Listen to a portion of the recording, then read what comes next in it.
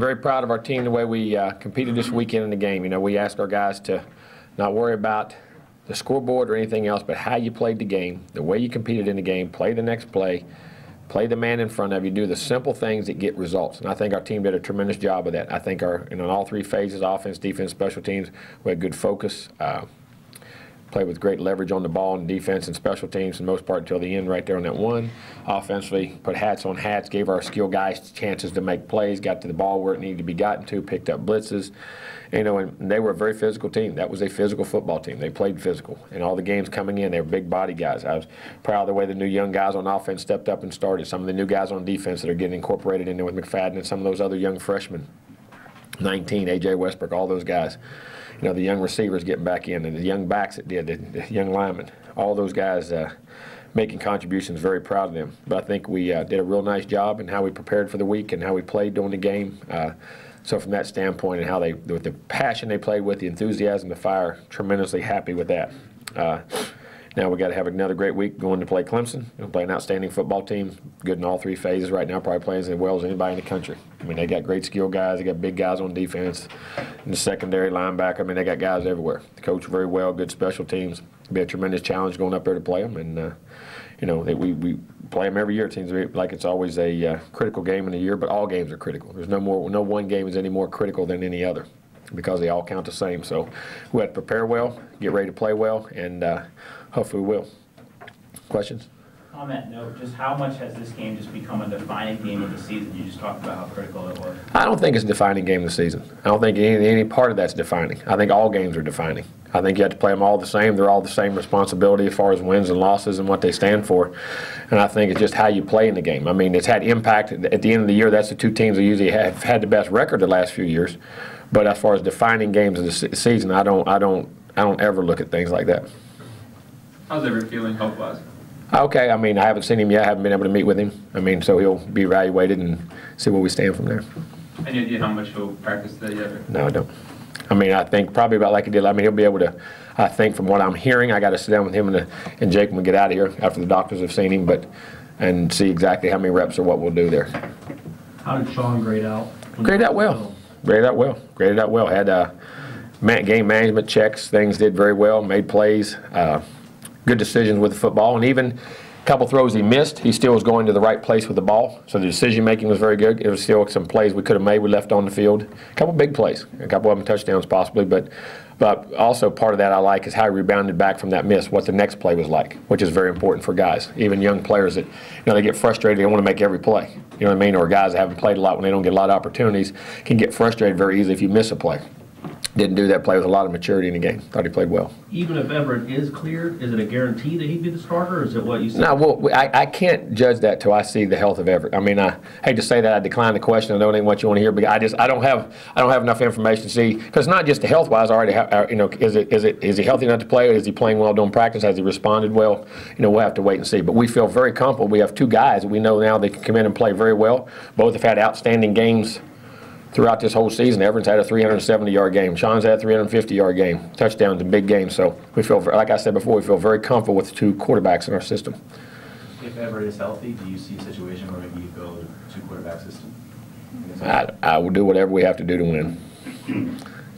Expecting Dalvin back this week? We'll see. We'll have to wait and see how his injury goes. He's healing up, and Dalvin's a miraculous guy, but we'll have to wait and see. If he is able to go Dalvin, it would be nice that he got an extra week to rest the hamstring, right? It was. The hamstring's actually really good. He had no problem with it in the last game at Georgia Tech. It was just the ankle and where he was. So, but it was good that he did get off of that. I mean, as far as that goes, and got out. Now he's got to get the ankle healed up. You see a possibility of Dalvin and Patrick in the backfield at the same time? Well, we could if their knowledge of. We've done that in the past with all of our tailbacks and done that a bunch. It's just a matter of what they're capable of handling, and the new guys are capable of handling when the ball's not just going to you, when it's going away from you. And you take a fullback's role, which we have done that with two tailbacks, but we don't know if Dalvin will play, and we got to see, if Jacquez can handle that. I don't know the last time a freshman's had 12 tackles in a game, but Derwin, it seemed like he was everywhere, even the play where he batted the pass and still made the tackle. And then caused a fumble.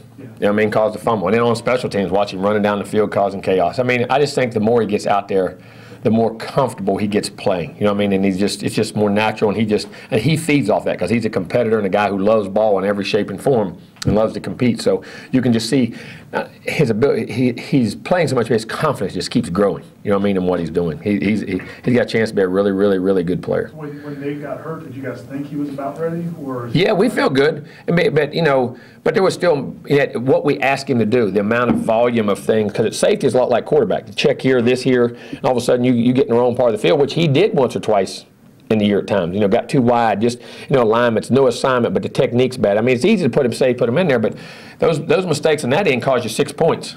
You know what I'm saying? So it's hard. So I mean, but and that's the thing about him that it impresses me the most. Not only his instincts, but he's a very, very intelligent guy. Learns well, and he learns from mistakes well. So, but we felt comfortable, he was getting to that point. Did Jacquez play as well as it looked like he played? He played pretty well. I mean, he missed a cut or two on some runs, and I think as the game went on, you saw him run with more confidence and power.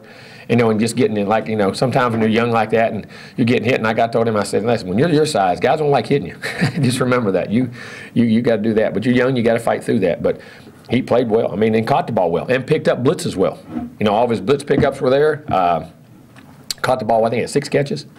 Had 6 catches out of the backfield. I mean, which we use Dalvin a lot out of the backfield, too. Our backs are always, that's what I say, the thing about our offense, they're not all designed to him, but if the reads take him there, that's where they go. We have a lot of ability to do that, and that's why it's important to not only be able to run the ball to catch the ball, but he played well.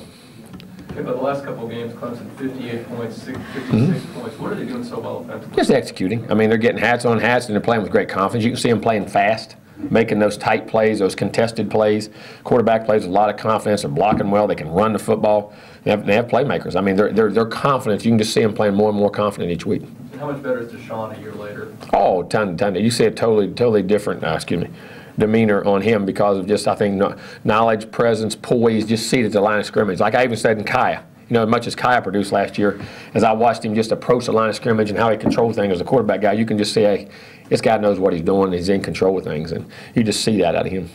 It seems like the defense in the second half, the last 2 games, has been playing really well. No points against Syracuse, and then, of course, 6 against Georgia Tech. How pleased have you been with their effort in the second half? Well, good. Been good in the first half. We haven't been that bad in the first half either. I mean, they have a few things, but I think our defense has had a very good year. I mean, we're going to have to play an outstanding game in this one because this will be these guys are outstanding too. But I've been extremely pleased with our defense and the way they've been playing.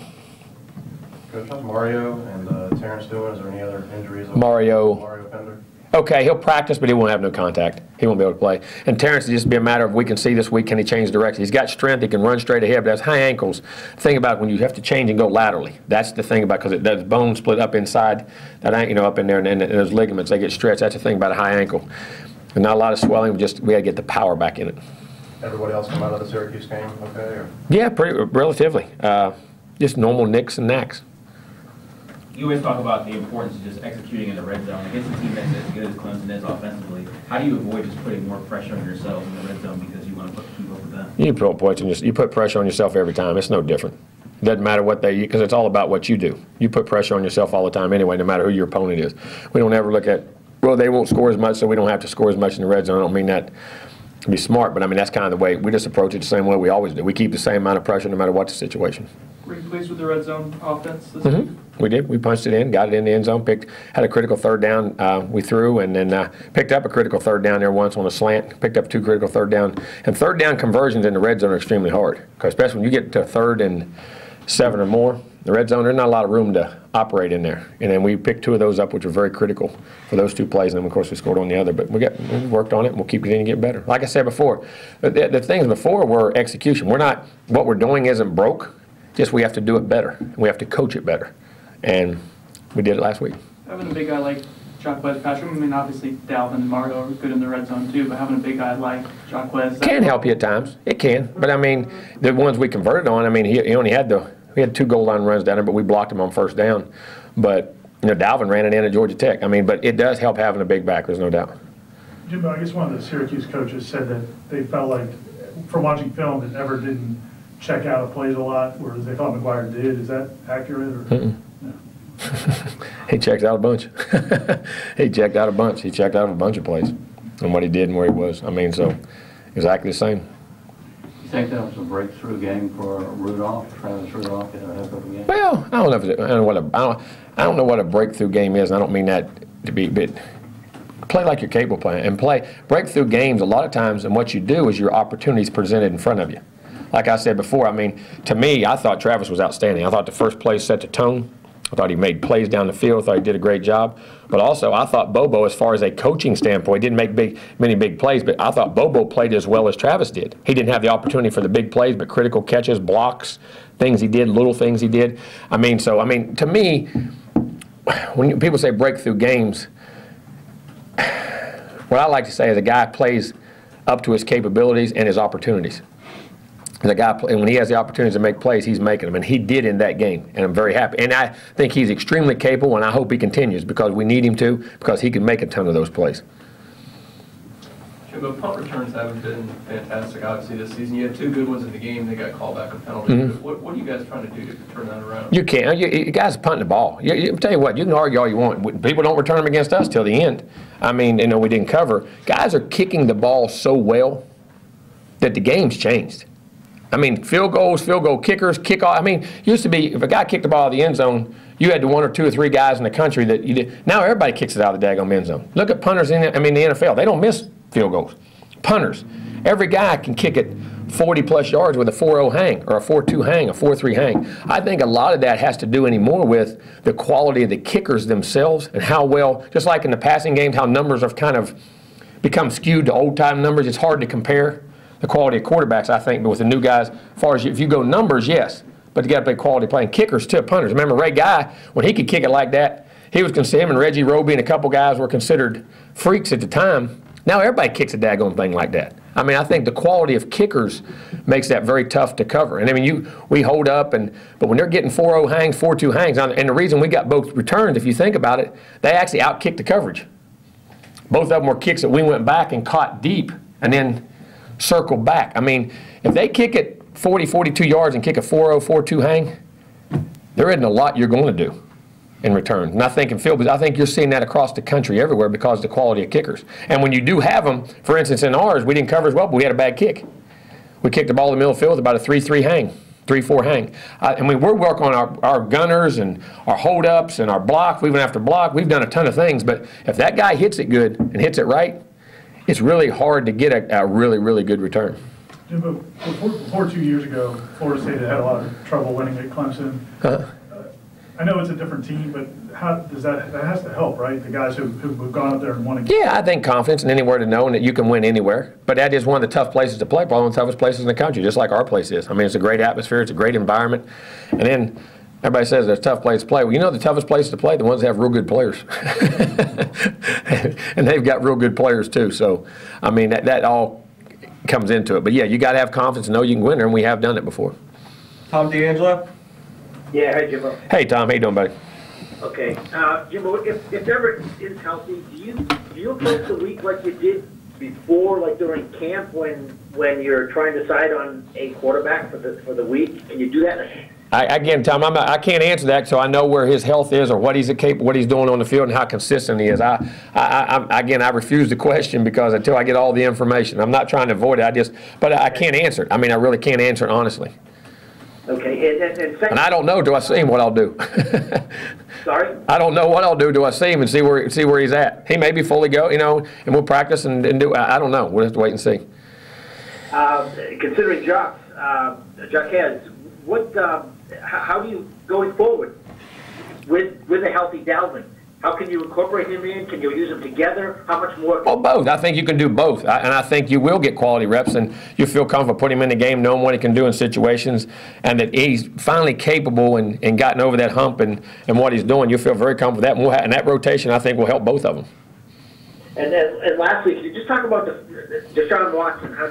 Defending him, where is he most dangerous? In the pocket, out of the pocket? What do you do? Both.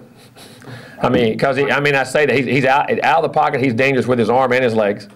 In the pocket, he's dangerous with his arm and his legs. In other words, he can scramble from within. He can move within by time. Has all the arm strength and accuracy to make all the throws across the field at all levels. And he's a great instinctive football player, tough guy, competitor. I mean, he's a very, very, very, very, very, very good player. Thanks, Jimbo. Thank you. Matt, you want to go ahead? Hey, Jimbo. We talked a little bit about Clemson's offense. What do you see, or what jumps out to you most on defense? I'm guessing the front seven especially. Well, I mean, you know, they got big guys up front. They've got 24 sacks on the year, I believe it is. They got a bunch of tackles for loss, over 70 tackles for loss. They cause chaos. They're big inside with interior guys. They got edge pressing with Shaq and Dodd, and those guys can pressure the passer. The backers are experienced. They play a lot of nickel. They blitz you in different looks. Coverages with Alexander and Curse and Green and Tankersley and all those guys. I mean, they all cover well blanks. I mean, they're a very, very talented group across the board at all levels. I mean, all those guys will play in the NFL. Thanks, Jimbo. Thank you. As far as someone like Marquez White, what kind of role do you see him playing in a game like this where, especially with Syracuse, they love to throw the ball around quite a bit? Well, I mean, Marquez is huge. Marquez is playing really well right now. Last 2 or 3 weeks and early in the season, I think Marquez had an outstanding year. And, you know, we speak of Jalen so much, he's having a great year. But Marquez is a very talented ball skill guy that covers, can run. You know, he's like we thought. I mean, he's developing into the player we really thought he could be. And very happy. And, I mean, all of our guys that's everywhere on defense, because they're going to throw it to all those guys. Everybody's going to have the critical roles.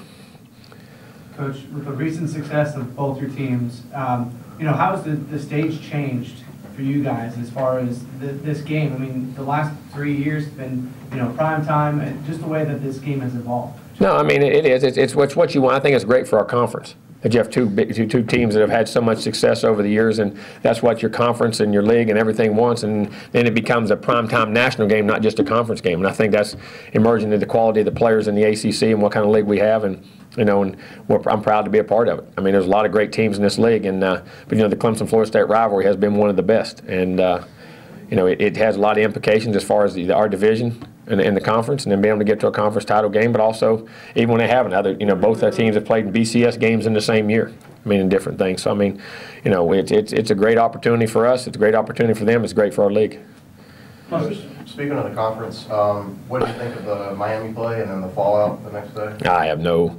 I mean, it's just, you wish officials made all the right calls. I mean, but they don't do them on purpose. But I don't know all the circumstances. Didn't see all of it totally. Don't understand the whole thing. And you know, but you know, sometimes we relish on one play, which was their last play of the game, which is critical. But I always say this: there's a lot of plays during a game that can cause it to get to that point too. That are just as critical to me as a coach too. So, you know, I think you have to look at all the things in hand. But it's a shame that it has to come down to that. I don't know all the details, and I don't want to make a comment on it. But you know, you wish every game was called perfect, but it can't. That's human error. That's part of it. But you know, you just wish you could get it right.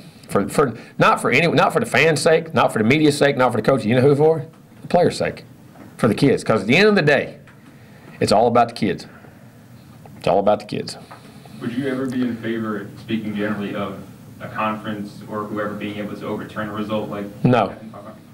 Because this is what I said before. It may be the last play of the game and it could be controversial, but what about the play that happened in the first quarter that was just as controversial that caused that situation to be there?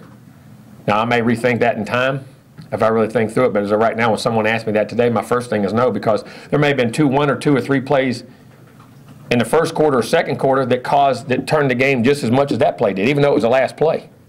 So I don't think we can. You start going down that road now, you're going down a heck of a road. I mean, and we put it all on one play, because the earlier plays dictate what happens later in the game. If we can't fix all of them, we can't just fix one of them. That's my first thought. Now, I had to think through it, and that's quickly, because somebody asked me that today, and I thought, well, how can they do that? I said, because I got to think. I said, well, they're playing the first quarter, second quarter, third quarter, or two plays before that. Why is it? So basically, you're basing it off one play, the last play of a game.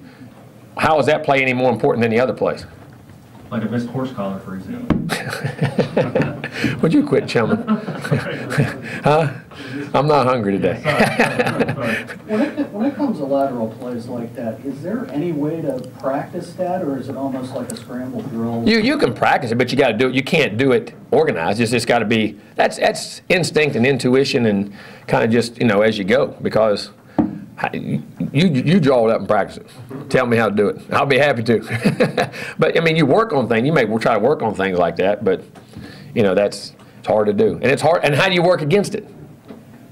Just like how many times are you going to really work, like the punt that happened, the situation that happened at Michigan as far as a drop punt or the block kick with us. You cover it, but till you cover it live and all the things that happen, all the different people did. Well, you do it with everybody's fine and they fan out across the field. Well, these 4 guys get knocked down, these 3 guys stand up, these 2 guys go in the wrong lane, and these 2 guys, I mean, you know, there's things like that that's going to be that gray area ball that you hope your guys figure out. I mean, you talk through them, you talk about it, you talk about all the scenarios, and you pray to God to get it right.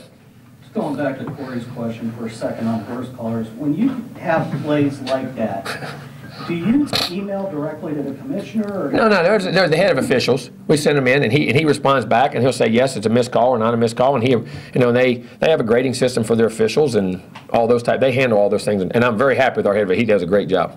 He as far as handling and communicating with you and addressing issues, and he has done a tremendous job of that.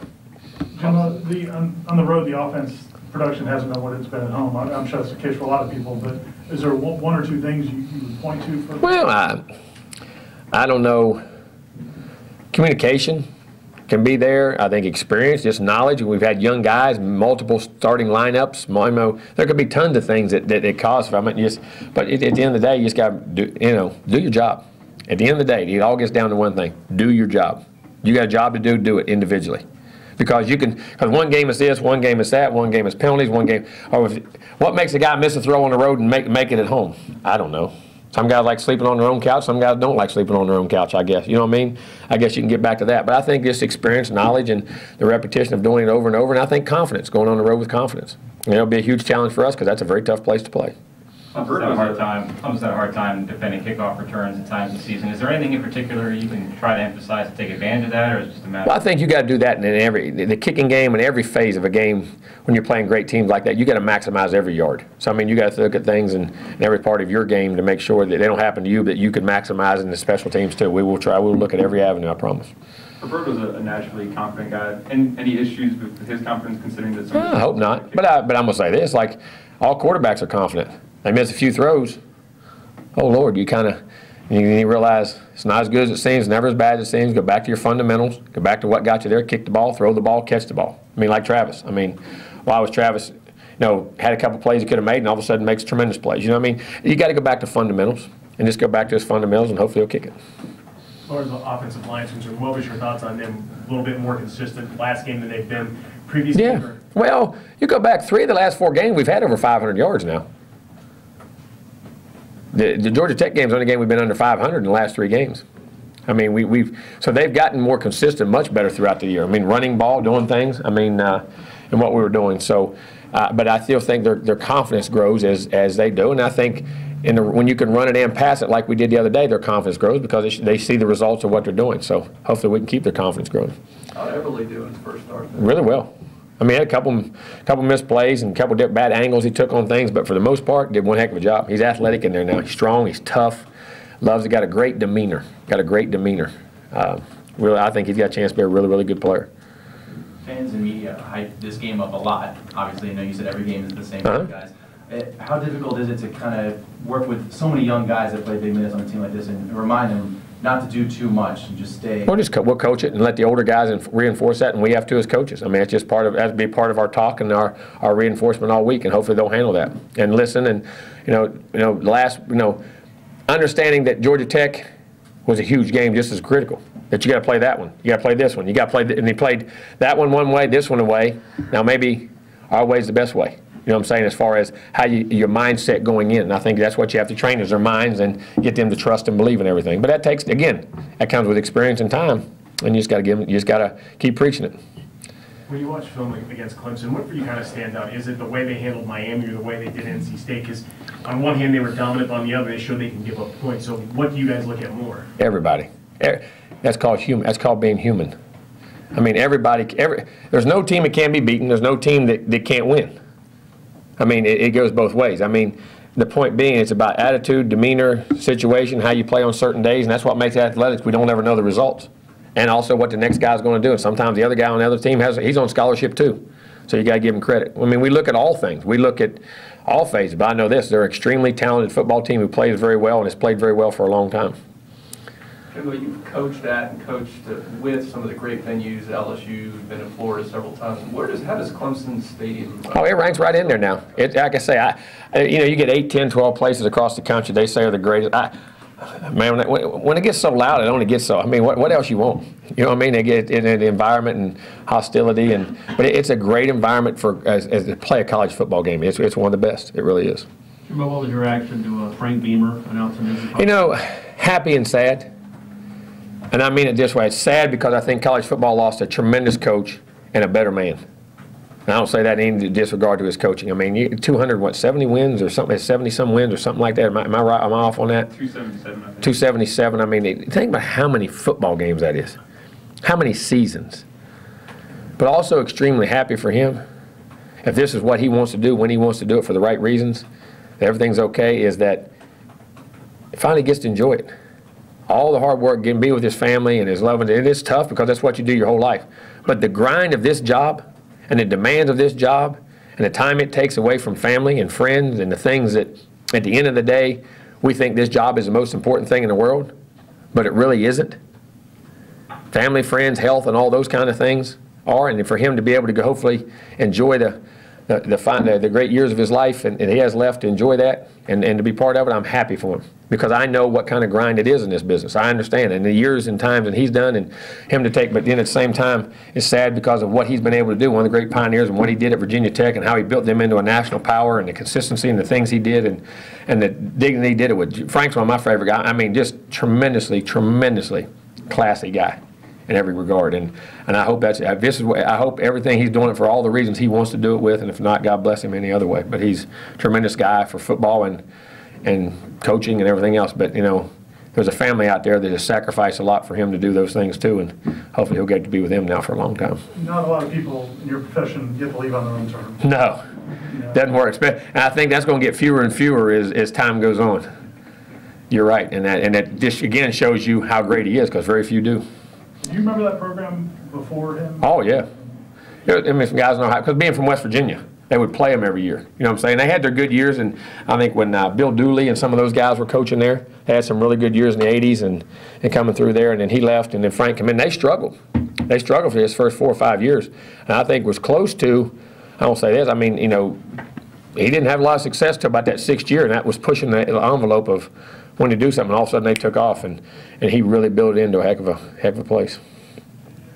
Is the punt Ruski still in the game plan? Punt Ruski? Yeah, 88. If it works, it will. Punts changed the daggone much now. Yeah. The old tight punt formation, now you're in spread and all the different things.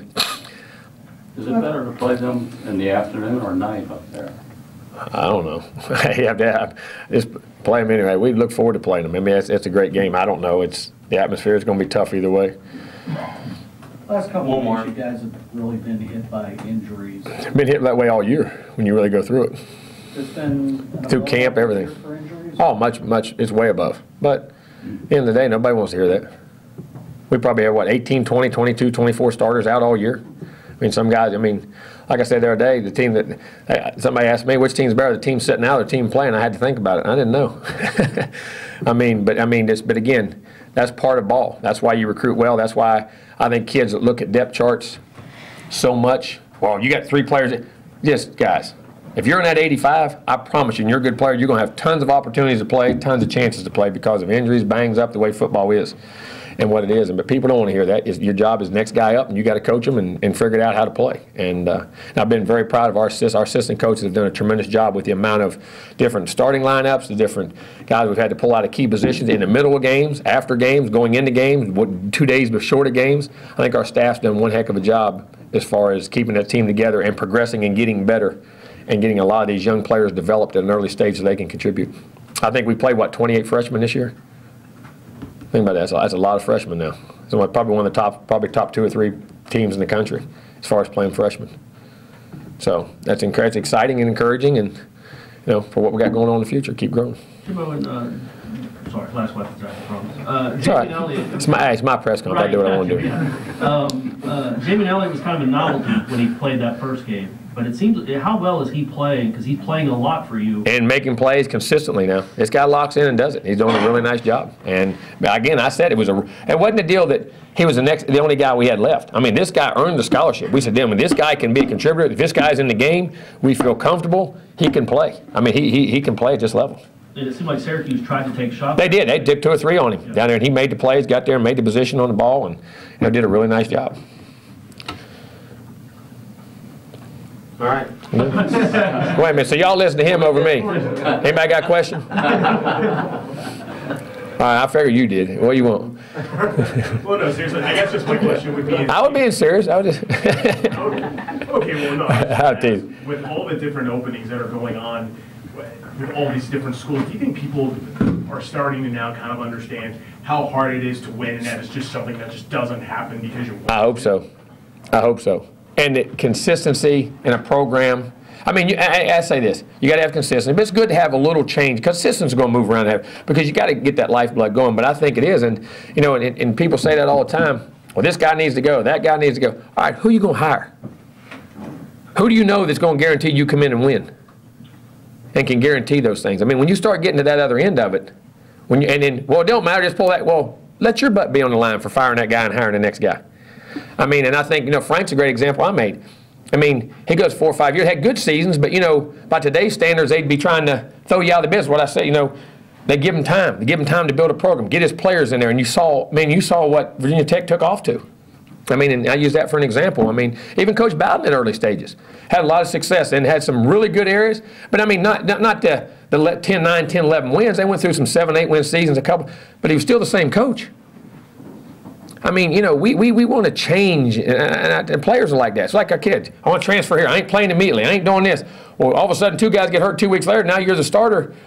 I mean, you know, our world is such a quick change world. We want to change, but we don't have we don't think about what that change causes and who you're going to hire and who you're going to bring in and all the. I mean, there's so many moving parts to so many things today. I mean, there really are. And I mean, I know as a coach, it sounds like, well, yeah, you're taking up, but I look at it. If I'm an AD. Put yourself, you're the AD or whatever. I mean, you're going to pay all those guys off, and you're going to pay that guy, and you're going to get that guy from that job, so you're going to have to pay him another $3 million more to get him away from that job. I mean, you know, when you get good people, be patient. You know, I say this, who's one of the best organizations in pro football, consistently, year in, year out? New England. Who else? Steelers. Steelers. Green Bay. Steelers. How many head coaches they all had? 4. 3. Pittsburgh's had 3. No,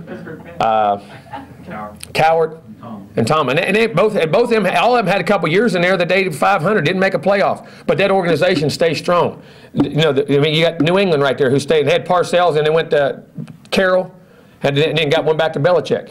You know what I'm saying? I mean, guys who just don't panic. You know what I'm saying? And you know, because you get spoiled.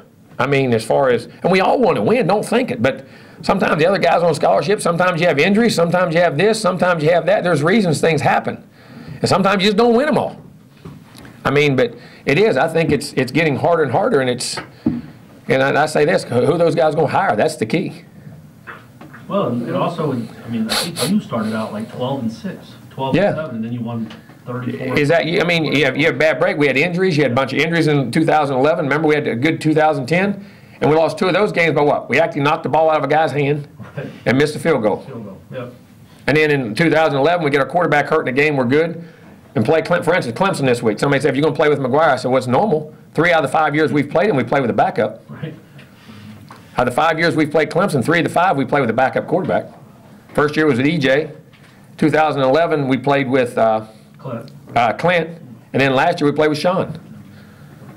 So, I mean, it would be normal. I mean, that's just what that means. The only 2 games we ever played was the one we played here with EJ and the one we played up there with James. That's the only time we ever had to play with our starting quarterback in the 5 years we played him.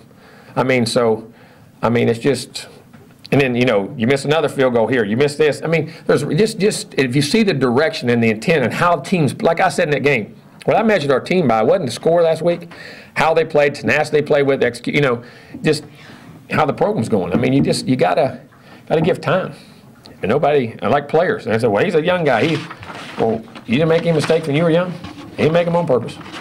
But again, I'm not complaining. It's just the world we live in.